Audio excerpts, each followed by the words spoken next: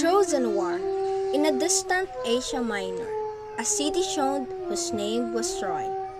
The wealth and splendor of the Metropolis eclipse all the neighboring cities, but also have a magnificent wall built by gods.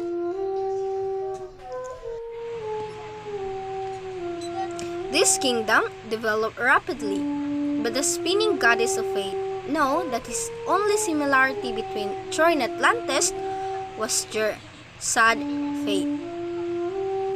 In Troy, reigns alongside with his wife Hecuba. He has already his firstborn son named Hector, and the queen was pregnant again. But before the baby came out, the queen has a terrible nightmare. Inside his dream, the Troy was burning in flame.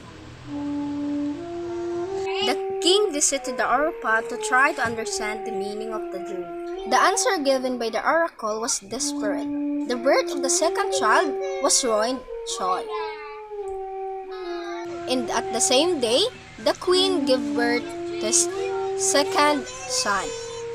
When a strong and healthy baby boy came out, Priam wanted to avoid the prophecy. Hecuba tried to protect his son, whose name Alexander, but has nothing to do to change the king's mind. The baby was handed by a shepherd named Angelo, who has a mission to kill the baby. But the shepherd didn't have enough the courage to kill the baby. So, Angelo took the child and raised it as his own son. The baby was named Paris. Paris grew up, become a man of beauty and physical strength. Paris grew up so fair on his judgment that even the gods and goddesses respected eventually.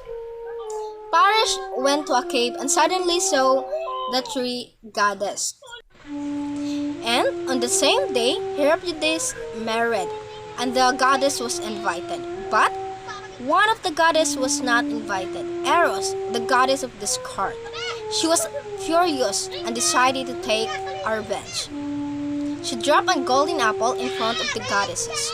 Athena, the goddess of wisdom, Aphrodite, the goddess of love, and Hera, the queen of gods. The one who can have the golden apple was the most beautiful goddess.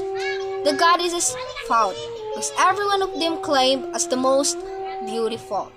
Zeus, the god of sky, stopped them and chose Paris to elect the most beautiful goddess. After the goddess introduced herself and their offers, Paris chose Aphrodite as the queen of love, as the most beautiful goddess. Unfortunately, Aphrodite, the goddess of love, promised Helen to Paris. After Paris came back to Troy and claimed his position as a prince, Paris met Menelaus, the husband of Helen, and gave his humility. As a return, Menelaus invited Paris to Greece. Paris met Helen and remembered Aphrodite's promise. Paris and Helen fall in love with each other. When Menelaus went to the burial of his grandfather, Paris, the prince of Troy, kidnapped Helen. After he took her to Troy, the Greek planned their attack to get her back. Agamemnon, the brother of Menelaus, led the Greek forces. Their fleet of 1,000 ships was delayed off the Greek coast. Agamemnon sacrificed his daughter Artemis, and the wind would turn. The Greek ships headed east for Troy. Some of the gods took sides in epic war. Poseidon, Athena, and Hera support the Greek. Aphrodite protect Paris. Apollo, Artemis, and Ares sided Trojans. Zeus, Hades, Demeter, Hestia stayed neutral during the war.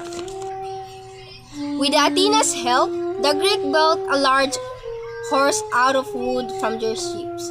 That night, after the Trojans had fallen asleep, the Greeks go out the horse and destroy the city. After 10 years, the war was finally over.